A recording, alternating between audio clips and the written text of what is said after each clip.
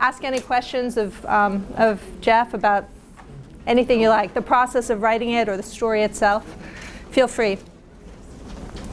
Sure. Just so many questions, comments, or whatever, but just, did you base Milton on anyone in particular? Yes, yes. And I can talk about that.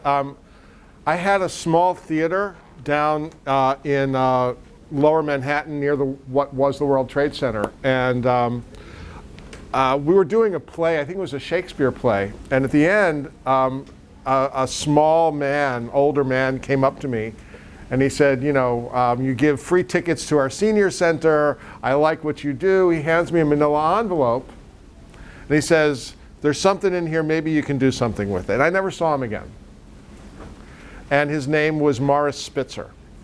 And in the envelope was a magazine called Moment. And there was an article about him called Slippery History. And that was back in 2002. And I read it, and I don't have any, my family was not, I don't have any family that was, you know, in Europe at that time. My family came from Russia at the turn of the last century.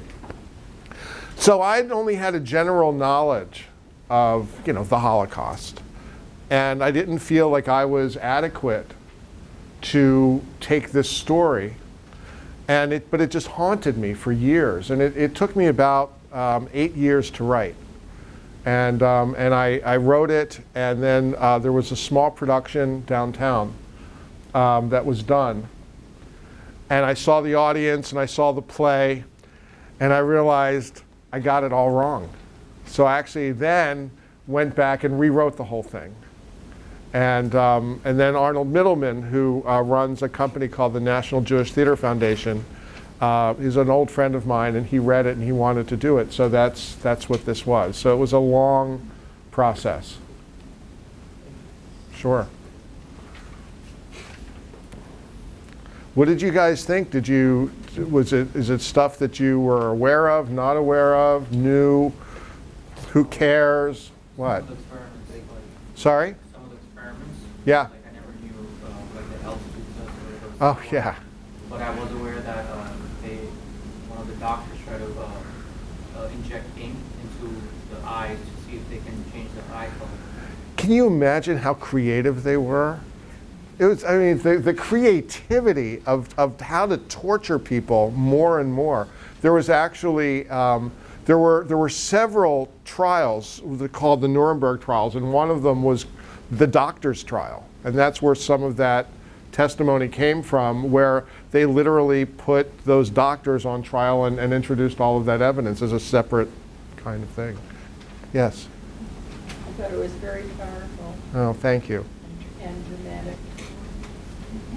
And having lived with a survivor myself, I think you coined a new expression when you said surviving the surviving, the survival. Yeah. That's pretty powerful in itself. Thank you. It's interesting. That's kind of what I learned when my first version of the play was produced. That's what I'd gotten wrong. I thought that the play was about whether they made soap. But if you know anybody that has been through any kind of a unspeakable tragedy, you know that you realize that how do they survive the rest of their lives? You know, these are people, survivors that were in their teens, and many, you know, are still alive today in their 80s and 90s, and they've lived that entire life with that experience, living through that as their foundation. It's very hard for me to comprehend, but yeah, that was a very important sort of revelation for me, as for audiences to know that it's, you know, that it's not about statistics. You know, that these are human stories, and as people, we have a capacity to get through, I was going to say a bad word, to get through some really awful shit, you know, and come out on the other side of it. And it scars us. You know, I think there's probably many survivors, and it's not just from World War II Holocaust. It's survivors of any kind of torture, any kind of genocide, any kind of, you know, which of course is happening now in so many places in the world. And it's one of the things you do to survive. One of the things I found out about Milton Morris is that you take that experience and you try and sequester it. You put it in a box, like a lead box, and you bury it deep inside of yourself. So you never want to look at that again. And in that box is poison. It's toxic. And after a number of years, it just leaks. The box can't contain it. And then he's got this poison coming through his soul. You know, people would ask me, why is he so angry? Why can't he understand? Well, it's because he's irrational. There's something about his validation. There's something about, you know, that if you've ever been blind with rage or blind with frustration or that kind of emotion that is so overwhelming, you know, that's what he lives with. And every time he washes his hands, that's what he thinks about. So, have you had different reactions depending on the age of the audiences? Like, for example, the audience here is opposed to someone my age. yeah, well, everybody reacts individually differently as well. Everybody reacts individually differently in terms of what their ethnic background is, their religious background. But in terms of age, one of the things that I'm happy about is that I created the character of Annie, who's your age, you know, so that there's a sort of a passing of the torch. I mean, Annie is kind of a stand-in for me, but I'm an old guy. You know, this is new to her, so she's finding it out as she goes. And hopefully younger people will relate a little bit to her and go, yeah, she looks like a friend of mine. She's somebody that I can relate to. And they can, wow, I didn't know that. I didn't know that about the doctors. I didn't know that about this. You know, what do you guys think she should have done? Do you think she should have just written an article that said, you know, listen to this man. He knows what he's talking about. You know, they made soap, and if you don't think so, prove it. Do you think she should have written that as her article? Why? She did what was in the best interest of both. I don't think she wanted to put something out there that was false. Yeah. So she was in a tough place. Yeah. Yes. I don't think it was about whether they killed or not. It was about how the Nazis claiming themselves and how they made the Jewish people feel, even whether it was I true. know. Can you imagine? That's their joke. Oh, I'm going to tell them that they're bathing themselves with human soap. Ha ha ha. That's how they got their entertainment. That's crazy. Yeah.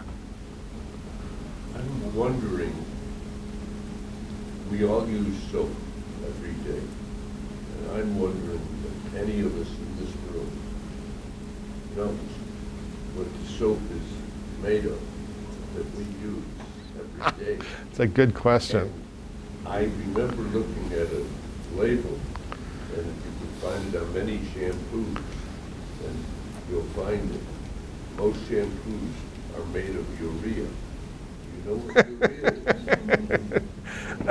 is? That's another play. Yeah. I think that's another play. Yes. Did you had you raised your hand or you? Yeah. No. Well, there's other shampoos too, made of placenta. Yes, of course. Think about that. You know, that's right. The shampoo myth. Okay, what you didn't mention at all Yes. was the lampshade myth. Well, Michael Berenbaum, who was the gentleman at the beginning of the film that was introducing it. I've spoken to him about that.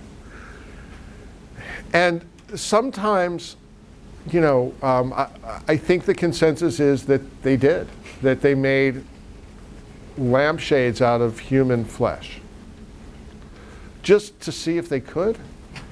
But, you know, at a certain point, I think that some of the historians are concerned that it just becomes, you know, sort of like horror Disneyland. You know, there's no value to, you know, it's so macabre.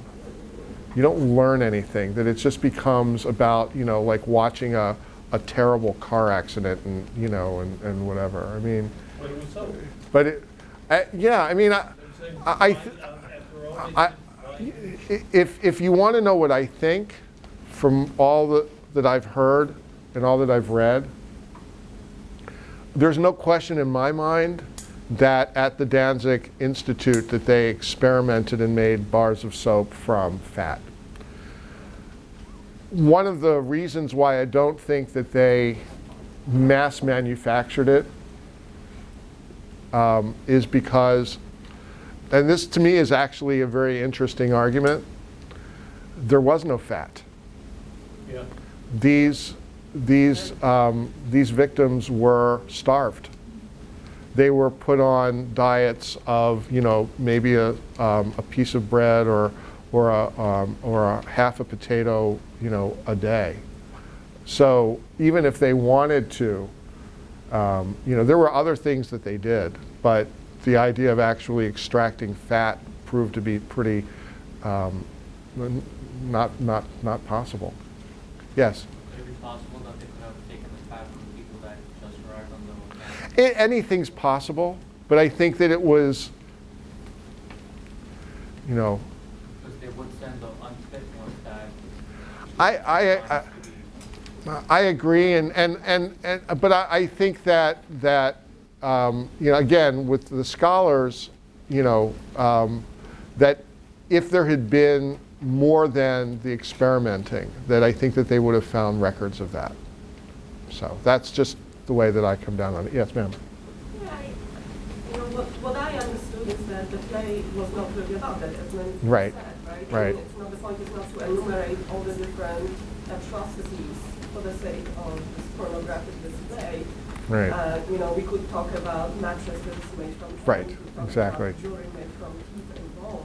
Right. I happen to be Polish. By the time you're, you know, a teenager in Poland, you know all these Yes. things. The culture is very saturated with, you know, the history and literature of this thing. But the big thing is, you know, how is history made? Right? That's Right. the wonderful thing I think Think about so. the play, and who gets to plan it, who gets to Right. decide what we take as history Right. and as true. So that I think it's really powerful. Thank you. What did you guys think of Brenda when you first saw her? Brenda being The denier, yeah. Did you like her? Sorry? was she real? She's based Was there a upon, Brenda? no, there is not. She's based on David Irving, who's a well-known denier. But what did you guys think of her when you saw her? She was pretty cool, right? She had a good personality. And then what did you think when she did her speech? She showed her some true colors. Why is that evil? Why can't you just say, hey, it's her opinion? Why is that evil? Yeah, right? Right? That was pretty low, you know? Exactly. So she's playing to the worst possible. It's almost like she's a politician. Yes. Yeah, I also feel like when she said, you know, 100,000, isn't that enough? Like, you need to elaborate and be dramatic and say millions Right. and millions. You know, I found that pretty, like, really wow. Yeah. It's hard to believe anything she says after that. You know, but you know, there's lots of them out there. And again, what I hope you take away from this, and thank you for pointing it out, is not just the, you know, did they or didn't they. We all have unfortunately, some pretty bad stories in our past. And, they say there's two sides to everything. Well, there aren't. And you have to be really vigilant about that. I have a friend of mine who's an attorney. She's from India.